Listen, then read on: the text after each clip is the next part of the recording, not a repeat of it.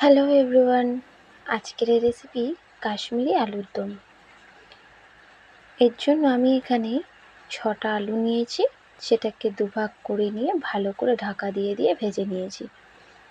কেননা যেহেতু কাশ্মীরি আলুর দমটা একটু গ্রেভি গ্রেভি হয়, তো আমরা ওখানে বেশিক্ষণ সেদ্ধ করতে পারবো না। সেই জন্য যখন ভাজবো তখন যদি একটু ঢাকা দিয়ে ভাজি তাহলে সমস্ত আলুগুলো খুব ভালোভাবে সেদ্ধ হয়ে যাবে। দেখো, আস্তে আস্তে আলুগুলোকে উল্টে পাল্টে লাল করে ভেজে নিচ্ছি।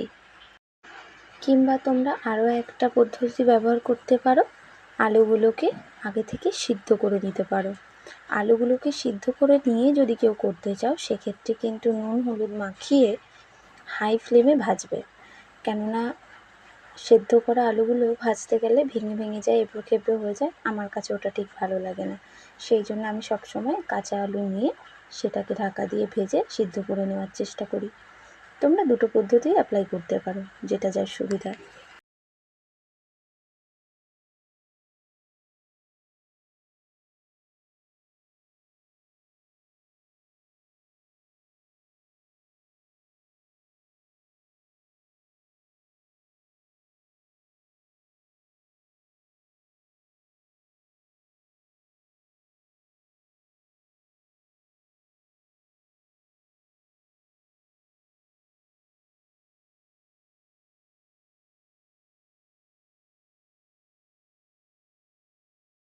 দেখো, আলুগুলো ভাজা আমার কমপ্লিট। এবার আমি একে একে সমস্ত আলুগুলোকে তুলে নেব। এখানে আমি আলু ভাজার জন্য 3 টেবিল চামচ মতো তেল নিয়েছিলাম। এখান থেকে সামান্য একটু তেল আমি তুলে নেব, তার মধ্যে বাকি রেসিপিটা কমপ্লিট করব। যদিও প্রথমবার তুলতে গিয়ে অনেকটাই তেল তুলে ফেলেছিলাম, পরে রান্নার সময় যখন দেখলাম একটু কম পড়েছে, আমি আবার দিয়েছি।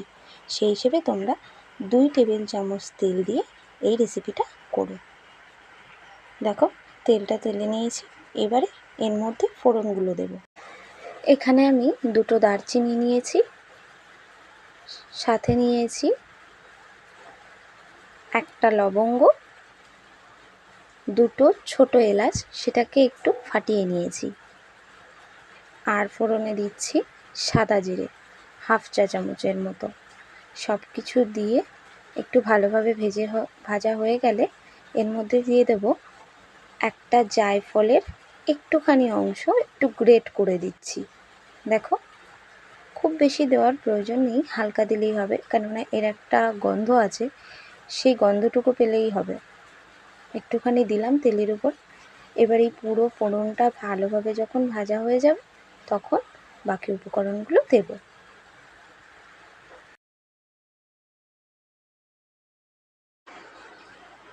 এবার পুরো মশলাটা ভাজা হয়ে যাওয়ার পর হাফ চা চামচের মতো হলুদ গুঁড়ো দিলাম, আর এখানে দিলাম 2.5 চামচের মতো কাঁচা লঙ্কা বাটা। ঝালটা তোমরা তোমাদের টেস্ট অনুযায়ী ব্যবহার করো। এটা দিলাম আদা বাটা। আদাটা জল ছাড়া, মানে একটু শুকনো করে বাটা হয়েছে, ওই জন্য ওরকম লাগছে। এই আদা বাটাটা দেওয়া হয়েছে হাফ চা চামচ। আর দেওয়া হলো 1 চা চামচের মতো কাশ্মীরি লঙ্কার গুঁড়ো, হাফ চা চামচ ভাজা জিরে গুঁড়ো, আর এখানে আমি আরও হাফ চা চামচ হলুদ গুঁড়ো দিয়ে দিলাম। দিয়ে এবার পুরো মশলাটাকে ভালো করে কষিয়ে নেব। মশলাটাকে আরেকটু ভালো করে কষানোর জন্য আমি এখানে সামান্য নর্মাল জল দিয়েছি, যেটা দিয়ে মশলাটাকে আরও ভালোভাবে কষিয়ে নেব। সম্পূর্ণ মশলাটা দিয়ে যখন তেল ছাড়তে আরম্ভ করবে তখন এখানে দেব 2 চা চামচের মতো কাজু বাদাম বাটা, 50 গ্রাম ফ্যাটানো টক দই। টক দইটা যখন দেবে ফ্লেমটা একদম লো করে দিয়ে দেবে। আর দিয়েছি এখানে হাফ চা চামচের মতো আলুর দমের মশলা। এটা তোমরা যে কোনো মুদির দোকানে কিনতে পেয়ে যাবে। আমি এখানে আলুর দমের মশলাই ব্যবহার করেছি। আমার ক্যামেরার সমস্যার জন্য এই 3টে জিনিস দেওয়াটা আমার রেকর্ড হয়নি। আমি তোমাদের পরিমাণ বলে দিলাম, এই পরিমাণে বাকি জিনিসগুলো দিও।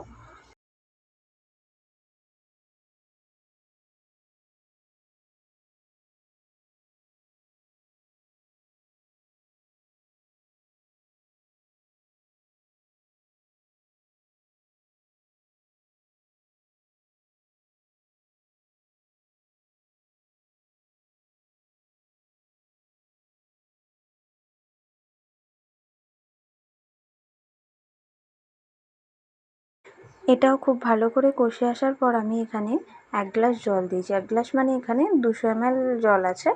এটা তোমরা চাইলে একটু ঈষৎ উষ্ণ গরম জলও ব্যবহার করতে পারো। আমি নর্মাল টেম্পারেচারে রাখা জলটাই ব্যবহার করেছি।